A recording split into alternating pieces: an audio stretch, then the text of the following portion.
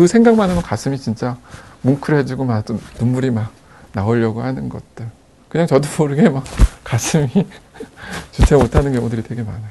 그 장면이 그냥 돌아가셨다고 생각이 안 드는 거 있잖아요. 그거.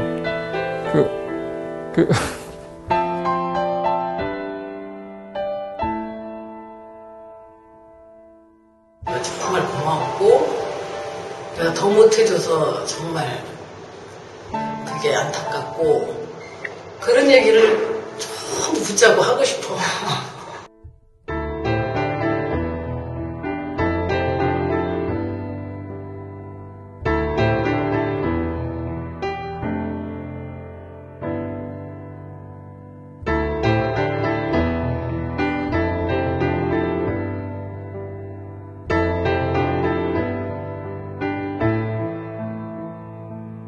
국가대학교 이제 졸업반 때 이제 성가복지병원 그 무료병원이 있거든요. 거기를 이제 실습을 나가게 돼요. 그리고 국가고시 끝나고 2개월 동안 거기서 보냈는데 거기서 이제 처음으로 이제 호스피스 환자를 만났고 결국은 말기 암 환자들이 고통스럽게 이제 돌아가시는 거를 이제 배웠죠. 그러면서 이제 느낀 것 중에 하나가 왜 의사들이 치료에만 관심을 갖고 이렇게 임종하는 과정에 있는 환자들의 고통이나 이런 거를 경감하려는 치료를 안 하는가. 그런 거에 대한 의문을 갖게 됐고 그걸 보니까 이제 완화학과라는 걸 알게 됐죠.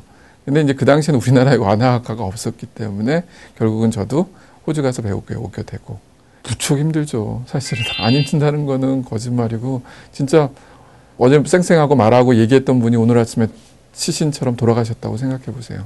그런 분들 보면은 진짜 어느 순간에는 너무 지쳐갖고 도망갈 때도 있고 막 피하고 싶은 생각도 굉장히 많았어요.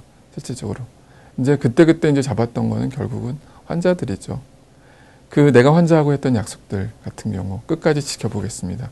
그 얘기 환자들이 저한테 별명 중 지킬 박사. 참 지킬 박사 하이디에 나오는 그 지킬 박사는 그렇지만은 저한테 별명인데 그 별명은 굉장히 저한테는 좋은 별명 중에 하나거든요. 어느 순간에서도 환자와 함께 있어준다는 거. 근데 진짜 며칠 만에 돌아가신 분들 있지만은 몇 년 동안 제가 봤던 환자들도 있어요. 그런 환자들이 갑자기 이제 임종을 맞다고 생각하면은 가족 같거든요. 여러 가지 에피소드도 많고. 이제 그런 게 되면 그분들이 돌아가신다고 하면 진짜 마음속으로도 굉장히 슬프고 힘들고 그런 게 많이 남아요. 책에서 한 환자가 소개가 됐잖아요. 피부암 환자. 그분이 굉장히 인상적이에요. 항상 제가 이제 그 당시에 뭐 해줄 수는 없죠. 의과대학생 졸업하거나. 근데 그분한테 제가 가서 이제 그 주사를, 아프면 이제 몰핀 주사를 놔줬거든요. 근데 그 주사를 맞고 환자는 항상 고맙다고 많이 얘기를 하세요. 실질적으로. 그러니까 그분은 그동안 어떻게 보면은 자기 인생 자체가 좀 버려졌다고 표현했나? 근데 거기 와서 처음으로 따뜻한 손길을 받았다고 하더라고요. 젊은 친구, 22살짜리 대학생이 마지막 죽기 전에 이제 저녁에 이제 얘기하면서 그 담백하게 자기가 안구를 기증하겠다고 얘기하면서 그 부모님이 또 그거를 받아들이고 했을 때 굉장히 어떻게 보면은 진짜 별거는 아닐지 모르지만은 그 순간순간이 진짜 아직도 가슴 이 한 구석에 참 내려오고 생각만 하면은 진짜 막 그런 것들이 움찔움찔해요, 진짜. 제가 이제 글을 잘 쓰는 사람이면 좀 모르겠지만은 글을 잘 못 쓰는 사람이기 때문에 그대로만 이제 표현을 한 거긴 한데 그래요, 진짜. 그리고 그 꼬마애도 그렇고 꼬마애도 진짜 소원 빌라고 했을 때 이제 동방신기가 보고 싶다고 그 얘기하는 것들 굉장히 천진난만하잖아요. 세상은 너무 불공평해요. 어떻게 그렇게 젊은 어린애가 세상에 피지도 못하고 그렇게 데려가셔야 하는지. 그리고 그 젊은 부부 얘기, 애 임신했을 때 결국 암에 걸려갖고 애를 위해서 진짜 끝까지 살아보려고 하면서도 결국은 그 가족 애들 순간순간들이 진짜 어떻게 보면은 참 이번에 책 나오면서 참 저도 많이 저를 뒤돌아볼 수 있는 생각이 됐을 뿐만 아니라 이런 사람들이 있었고 이런 분들이 있었기 때문에 제가 이 자리까지 왔고 버텨냈던 힘이었던 것 같아요.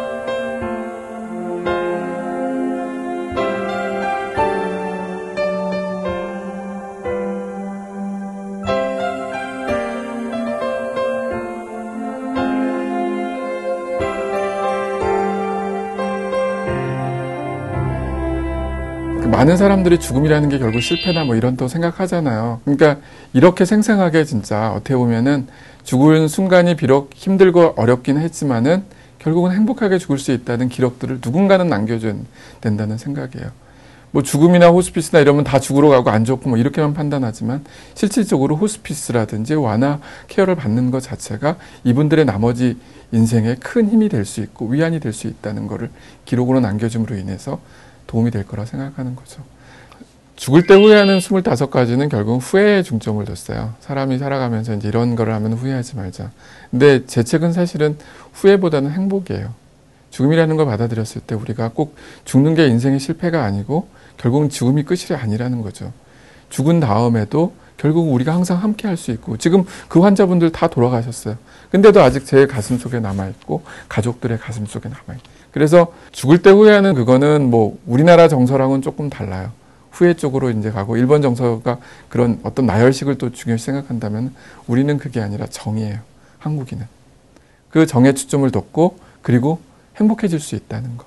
거기에 이제 초안점을 둬서 이제 쓰게 된 거죠.